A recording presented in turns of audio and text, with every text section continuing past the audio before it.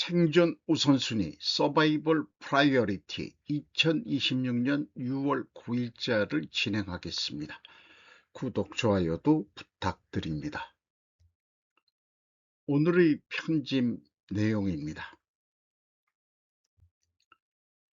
시진핑, 중국 북한 우호 불변, 교류 확대해야. 김정은, 하나의 중국 지지. 뉴시스 6월 8일 21시입니다. 평양 금수산 영빈관소 북중 정상회담. 시진핑, 전략적 조정과 협력을 강화하고 각자 주권 수호해야. 김정은, 광범위한 교류, 협력 추진할 것. 북중 관계 발전 제1전략사업으로.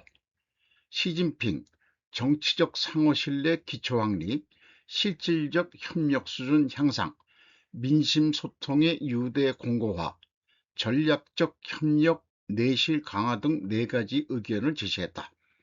양측은 국경 통로의 전면 재개통과 민항 항공편, 국제 여객 열차의 운영 재개를 기회로 삼아 인적 교류를 확대하고 쌍방향으로 달려가야 한다고 당부했다.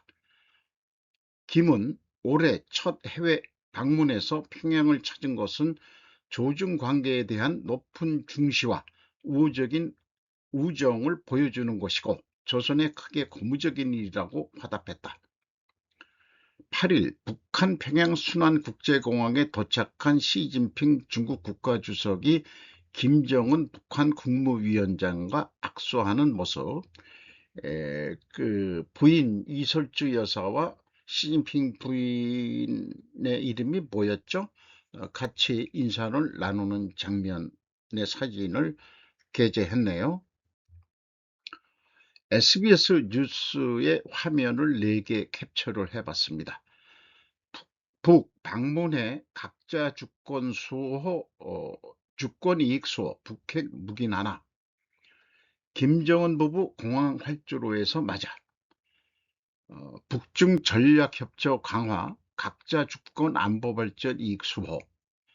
이지훈 연합뉴스 TV에서 오늘 아침 7시에 시진핑 북중 외교, 군대 등 교류 강화해야. 이것이 우려되는 바입니다. 여기도 각자의 주권과 안보 수호 이렇게 되어 있고 핵 보유 묵인이라고 또 표현이 되어 있습니다. 사실상의 탄도미사일 마하5로 날아가는 고속 활공탄 총화연에서 발사 자세 첫선, 개량형은 2000km 날아갑니다. 6월 8일 일본 탈권 뉴스의 내용입니다. 수백 킬로미터 장사정 갖고 적기지 공격도 가능. 2026년 6월 7일에 실시된 후지 종합 화력 연습 총화연에서 25식 고속 활공탄 이하 25HGP 처음으로 발사 자세를披露했습니다. 작년 총화연에서는 탄약 운반차를 공개하는 데 그쳤지만 올해는 드디어 발사 차량이 모습을 드러냈습니다. 25HGP는 육상 자위대가 배치를 진행하는 대형 지대지 유도탄입니다.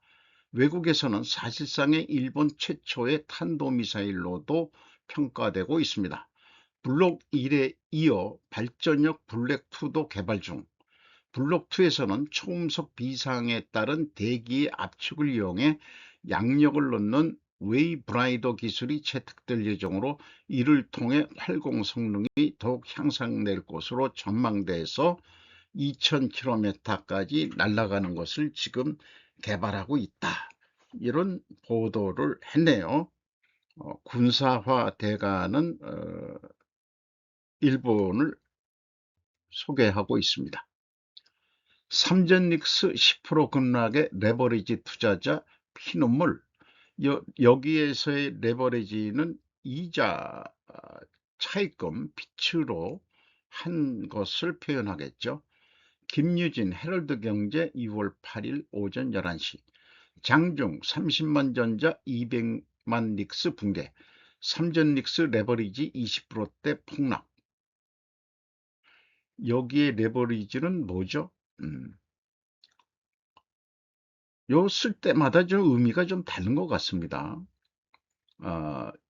여기 보니까는 레버리지가 그 차입한 뜻은 아닌 것 같습니다.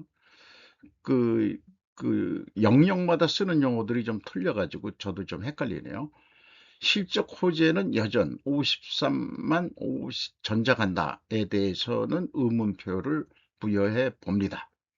삼성전자가 31만 2,500원 검색 당시 삼성전자와 SK하이닉스가 8일 장 초반 나란히 10%대 급락했다. 미국발 반도체주 급락 악재가 국내 반도체주까지 덮친 행보이다. 증권가에서는 주가 급락과 별개로 실적 전망 상향을 제시했다. 하이닉스는 200만 2만 7천 원. 여기에서 피눈물을 제가 좀 걸고 넘어가지고 싶은 그 꼬장을 좀 부리고 싶은데요. 도대체 피눈물은 언제 나오는 것인지 기자는 경험을 해보았을까? 기자도 기사 업로드하기 전에 스스로 소리내어 읽어보기를 권한다. 언어 순화가 필요한 시대 같기도 합니다.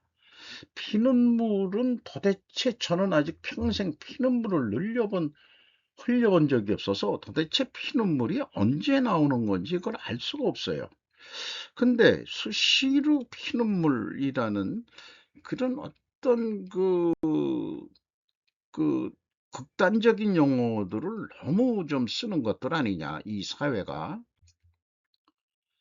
그래서 언론기관에서 그린 그래프인데, 이렇게 블랙 먼데이에 팍 꺾인 그 그래프를 보여주고 있습니다. 속보, 이 대통령 투표용지 사태의 모범적 민주국가 한순간에 망가뜨려 주권 감수성 부족 반성.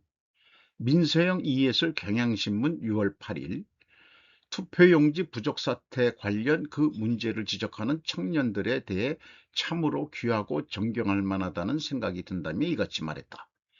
정치적 목적을 가지고 명백히 사실이 아닌 걸 계속 끊임없는 선동과 세뇌를 통해 세력화의 수단으로 삼는 거하고, 자기네들이 이런 걸 잘했었죠. 어떻게 투표를 못할 수 있어? 우리 대한민국에서? 라는 문제 제기는 완전히 차원이 다르다며, 주로 청년들이 문제 제기하는 과정을 보면서 나도 참 민감도가 많이 떨어져 있는 것 아닌가라고 생각했다고 밝혔다.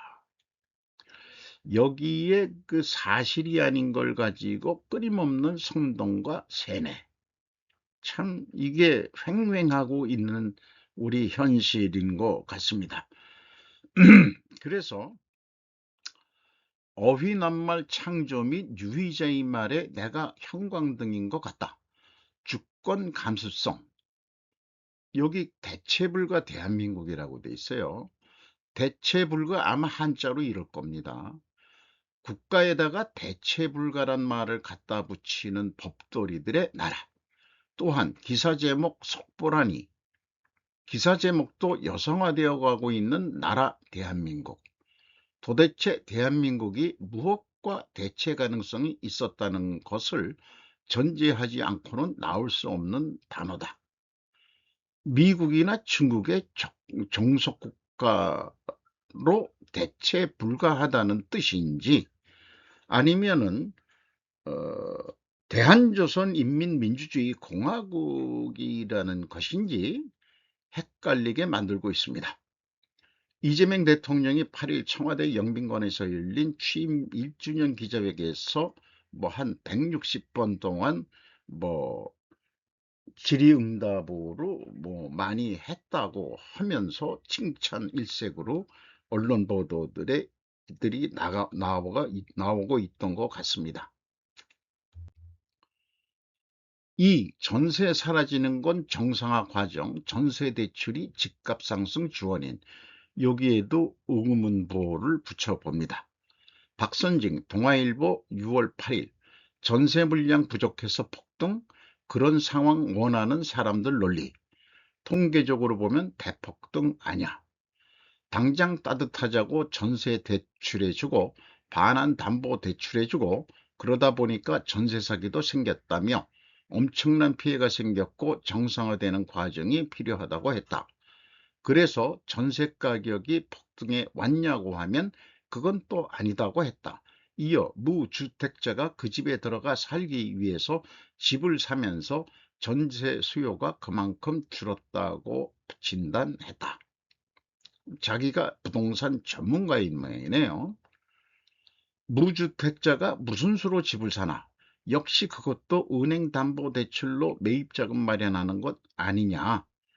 근본 원인은 제 생각에는 서울 인구 집중입니다. 그 근본 원인의 해결책은 여러 번 의견을 얘기했습니다만 정부와 국회가 서울을 떠나는 것이 가장 효과적일 것입니다. 왜 우리는 뉴욕과 워싱턴처럼 정치 도시와 경제 도시를 나눌 수 없는 것이냐? 조선조 때부터 한양이 수도이긴 합니다만 서울이 산업 발전이 되고 그렇다고 한다면은 이 좀 너희들이 좀 이 서울을 떠나봐라. 그렇게 해놓고서는 뭐 전세 운운하고 뭐 정상이라는 둥 뭐 이따위 얘기를 하고 본인이 부동산 전문가시면은 그 해결책을 지금 자기는 잘 하고 있다. 그런 얘기를 하는 것 같네요. 비둘기도 서울로 모인다네. 정치인들 다 같이 세종시로 서울을 떠나시기를. 조선조 때부터 의정부가 어떠하신지 세종시로 내려가는 거 껄쩍지근하면은 의정부시로 좀 옮겨라. 좀 더 북쪽으로 가라. 응? 나중에 평양까지 올라가야 되지 않겠어? 제 얘기는 그런 얘기입니다. 아니면 개성이 고려 때 또 수도였잖아요. 개성으로 올라가든지 북침하자는 얘기는 아니지만은 희망사항이란 얘기죠. 우리 통일, 우리의 소원은 통일. 트럼프의 압박으로 서유럽의 방어 격차가 드러나면서 나토의 동쪽 측면이 재무장하기 위해 경쟁. 에프렛 레처로 발음해야 되겠죠. 폭스뉴스. 발트해 연안 국가들 폴란드, 루마니아, 불가리아를 포함한 동유럽 나토 동맹국들은 러시아에 대한 억지력을 강화하기 위해 공격적으로 움직이고 있습니다. 동유럽의 나토 동맹국들은 러시아의 위협으로 인해 서유럽의 동맹국들보다 더 빠르게 방어 능력을 습득하고 더 많은 비용을 지출하고 있습니다. 국방 예산이 증가하고 있음에도 불구하고 유럽은 여전히 미국의 군사력에 크게 의존하고 있으며 전문가들은 미국의 지원 없이는 주요 분쟁 동안 유럽군이 상황인식을 유지하는 데 어려움을 겪을 것이라고 경고하고 있습니다. 관련 뉴스로 러시아 드론 금요일 제재 기한을 앞두고 나토의 5조 국방보장 테스트 실시, 영국, 독일 국방당국 러시아의 위협에 따른 군사력 증강 방어, 폴란드 국방부가 계획된 미 기갑여단 순환 배치를 폐기한 후 답변 모색, 나토의 국방비 불균형이 수십 년 동안 지속한 이유, 뭐 이런 걸로 해가지고 보도가 됐는데 그동안에 나토들이 너무 좀 안이했다고 생각이 들어갑니다. 독일은 적절한 투자를 시작하는 큰 경제를 가진 유일한 국가라고 생각합니다. 그는 독일이 유럽의 미래 방위산업 기지의 중추가 될 수 있다고 주장했습니다. 몽고메리, 독일이 대규모 인상적인 방위산업 기지를 개발하는 것은 나토에도 좋고 서방 안보에도 좋으며 심지어 우리의 전성기에도 좋습니다라고 말했습니다. 나토 사무총장 그린란드에 대한 긴장이 고조됨에 따라 유럽은 우리 없이는 스스로를 방어할 수 없다고 경고. 나토 사무총장 그린란드에 대한 긴장이 고조됨에 따라 유럽은 우리 없이는 스스로를 방어할 수 없다고 경고.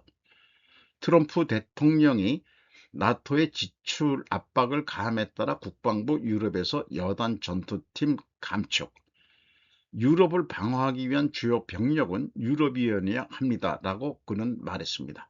미국은 기동 및 공격 작전을 가능케 하는 추가 병력을 제공해야 합니다. 국방 예산이 증가하고 있음에도 불구하고 전문가들은 유럽이 여전히 미국의 군사력에 크게 의존하고 있다고 경고합니다. 여기서의 목표는 발트해나 폴란드에서 러시아에 대한 것이 아닙니다.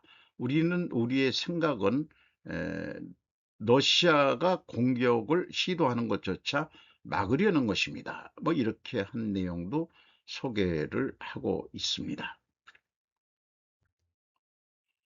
모스크바 시민의 인스타가 우크라이나의 최고 무기가 된 이유, 타일러 볼까요? 6일 8일 방송 내용을 캡처했습니다. 모스크바 하늘을 뒤엎은 우크라이나의 드론 때 왜 러시아는 시민들의 인스타그램 업로드를 결사적으로 막고 있는 걸까? 우리가 아는 전차와 보병의 전쟁은 끝났습니다. 우크라이나는 값싼 드론 수천 대로 러시아 정유시설을 마비시켰고, 이로 인해 돈줄이 마른 러시아는 중국에 철저히 경제적으로 종속되고 있습니다.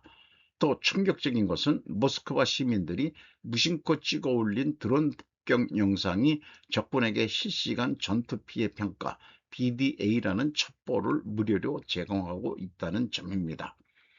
스마트폰 보급률 1위, 초고속 인터넷 강국인 대한민국, 만약 한반도에 위기가 닥친다면 우리의 훌륭한 IT 인프라는 과연 방패가 될까요?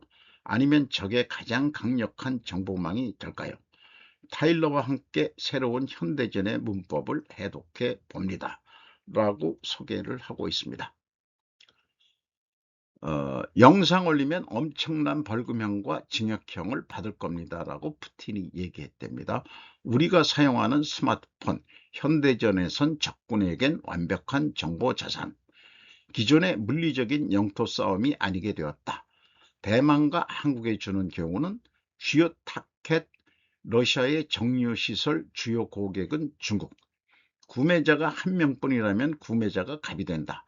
엄청 할인가에 중국에 넘길 수밖에 없는 게 러시아의 현실이다. 우크라이나는 싼 값에 공격하면 러시아는 돈을 잃는다. 모스크바 한복판에 벌어진 드론 공격, 이런 식으로 소개를 했습니다. 한마디로 러시아도 석유를 못 팔아먹게 하려는 글로벌 세력들이 우크라이나를 밀어주는 것 같습니다. 작고 싼 드론이 엄청나게 몰려간다. 구분 식별이 제대로 안 된다. 압도적 희적심은 지능형 군집으로 간다. 기존 무장 개념에서 신개념 무장으로 이렇게 된다고 이 그림을 소개를 하고 있습니다. 러시아 시민 반응은, 러시아 시민은 얼마나 놀랐을까? 충격을 안겨주었다. 공포, 감도. 본능적으로 찍는다. 무심코 올린 영상이 우크라이나한테는 최고급 정보가 된다. 공격 효과를 파악 분석해야 하는데 저절로 알게 된다. 그래서 러시아 정부가 금지. 독재국가 같이 하네. 그러나 전시는 당연한 검열. 중요한 질문. 우크라이나 전쟁에서만의 특이한 사항은 아니다. 라는 거로 했습니다. 그러나 그 주한미군 사령관은 했지만은 공중전, 뭐 미사일전, 뭐 이렇게 되지만은 궁극적으로 육군이 점령을 해야 그게 전쟁의 승패가 갈라지는 거다. 라고 하는 전통적인 개념도 없어진 것은 아니라고 생각합니다. 그러니까 우리나라의 K9, K2 전차 이런 거 우리는 대륙으로 가야 되는 나라기 때문에 미래에도 우리는 그런 이 재래식 전차 이런 무기도 계속 강하게 해야 될 것입니다. 물론 미사일도 더 강하게 하고 공군력도 더 강하게 해야 되겠죠. 뭐 육해공군 다 그렇습니다. 적은 전투기나 미사일 쏘기 전에 우선 드론을 보낼 것이다. 서울 상공에 드론대가 날아왔다면 어떻게 될까? 영상이 퍼져 나가면서 사회적 패닉도 발생할 수도 있고 고민에 빠질 자유민주주의 국가들. 전시 상황입니다. 러시아. SNS 금지 중국. 권위주의 국가와는 다르기에 서로 통제했다가 자유가 되돌아올까요? 엄청난 논쟁거리가 될 수밖에 없다. 국가 안보를 위해서 국민들의 정보 유통을 차단합니다. 알 권리와 충돌이 생긴다. 대비 방법은 사회적 합의는 다면적 네트워크 전쟁이 될 것이기에 전쟁이라는 단어의 의미가 완전히 바뀌었다는 증거. 이런 새로운 문법을 이해해야 한다. 취약점을 피하면서 어떻게 민주주의 국가를 지킬 것인지 고민해야 한다. 이 타일러 상당히 그 식견이 높은 친구 같아요. 뭐 말하는 거 보면 한국 사람보다 뭐 아주 잘하고 한국말로 그 사고를 하는 것 같아요. 의약품 유통 미스터리 두 번째, 4% 거품의 비밀. 당신이 비싼 약값을 내는 이유. 박수연, 허지윤, 조선비지에서 6월 9일 07시 52분. 일본 도매상 69개 남은 비결. 생계 논리와 이해관계에 막힌 한국 유통 혁신. 부처 역할도 제각각 데이터 중식 거버넌스 시급. 한쪽에서는 전신 마취제와 마약류 의약품이 통제 없이 불법 유통되고 다른 한쪽에서는 아이들의 해열제가 없어 품절 대란이 번진다. 겉보기엔 별개의 사건처럼 보이지만 제약업계와 전문가들은 국내 의약품 공급망의 정보 불투명성이 낳은 결과라고 지적한다. 생산을 늘려도 현장에서는 약이 사라지는 아이러니, 그 중심에는 3,500여 개의 업체가 난립해 재고를 묶어두는 기형적인 유통구조가 있다. 전현직 업계 관계자들을 만나 골마터진 국내 의약품 유통체계의 구조적 허점과 해법을 심층 취재했다. 2007년 영국에서 흥미로운 실험이 시작됐다.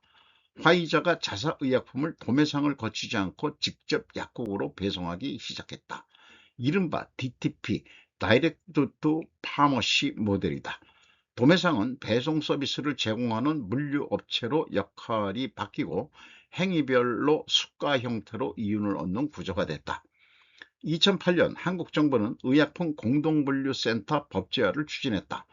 제약사와 도매업체가 물류를 공동으로 운영할 수 있도록 약사법 개정안을 마련했다. 하지만 법안은 의결되지 못하고 사라졌다. 미국, 유럽은 대형화, 일본은 94% 정리, 한국만 역주행. 미국은 맥케슨, 카디넬 헬스, 생코라 등 3개 대형 업체가 약 500조 원 시장을 사실상 장악하고 있다. 어, 전문의약품은 전문 도매업체가 담당하는 구조라고 소개를 하고 있습니다. 2015년 기준 유럽은 EU 26개국과 노르웨이, 스위스를 포함 750개의 대형 도매업체가 운영된다. 국가별로 보면 독일 5개, 프랑스 3개, 영국 3개의 전국 단위 대형 업체가 있다. 영국의 경우 DTP 모델이 정착됐고 제약사가 직접 배송하되 도매상은 물류 대행사로 기능하는 RWA Reduced Wholesale Arrangement 방식도 등장했다. 일본 의약품 도매업체 수가 계속 69개로 줄어들고 거기에 일하는 회원은 306명이라고 얘기하고 있습니다.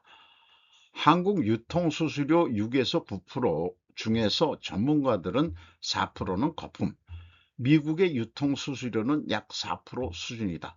미국 도매상은 물류만 한다.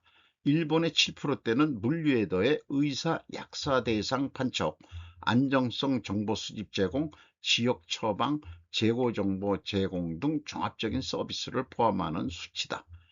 부처 간 권한 쪼개져 실종된 사령탑. 약가 정책과 유통 수익 구조를 총괄하는 보건복지부, 허가와 품질 관리를 맡은 식품의약품안전처, 현장 감시 권한을 가진 지자체 등으로 영역과 권한을 분리하고 있다. 심평원 의약품관리종합센터 정보센터는 의약품 정보 시스템을 클라우드 플랫폼을 구축했다고 하지만, 그러나 완벽한 수급 예측을 위해 가장 시급한 과제로 꼽히는 현장 데이터 연동까지는 갈 길이 멀다는 지적이 나온다. 같은 기간 한국은 정반대 방향으로 달렸다. 2000년 518개였던 도매업체는 2023년 3516개로 늘었다. 23년 만에 약 7배 폭증이다. 여기에서 이게 시리즈로 나오는지 모르겠지만은, 의약품 유통 다단계의 근본 원인은 의약분업 아니냐라고 저는 생각합니다. 허점과 해법을 찾는다고 그랬는데, 근본 원인을 찾는 취재가 바람직하지 할 것이라고 생각합니다. 의약분업으로 저도 병원에 1년에 정기검진 받고, 또 지병이 있어가지고, 그러면은 의사 진료비보다도 약값이 더 비쌉니다, 요즘은. 많이 비싸졌어요. 그래서 약값도 만만치가 않습니다. 우리나라 의약품 가격이 좀 문제가 있는 것은 맞는 것 같습니다. 국민 건강을 위해 가지고 좀 더 개선이 어떻게 돼야 될 거라고, 유통망이 개선이 돼야 될 거라는 것에 공감합니다. 시유 편의점 택배 개인정보 유출, 경찰 내사 착수. 차승은 연합뉴스 TV 6월 9일 아침 6시 41분에 했네요. 회사가 공고문을 냈는데, 시유 편의점 택배를 운영하는 BGF 네트웍스는 2026년 6월 4일 신원미상의 해커의 공격을 통해 시스템에 비인가 접근하여 고객님의 개인정보를 유출한 정황을 확인하였습니다.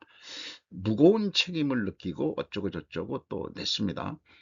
시유 편의점 택배를 운영하는 BGF 네트웍스에서 고객 정보, 개인정보가 대량 유출된 사건에 대해 경찰이 내사에 착수했습니다. 경찰청 국가수사본부는 지난 6일 입건 전 조사에 착수했다고 밝혔습니다. 이어 정보 유출 과정과 피해 범위 규명, 피혐의자 추적에 필요한 절차도 신속히 진행하겠다고 덧붙였습니다.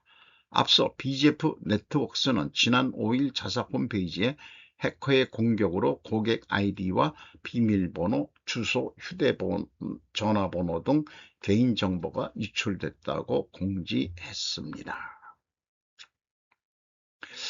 BGF 리테일에 대해서는 제가 GS 리테일을 1분기 실적을 분석 방송을 했기 때문에, BGF 리테일을 분석하면서 좀 다른 시각으로 한번 분석 해석을 좀 해봐야 될 것 같습니다.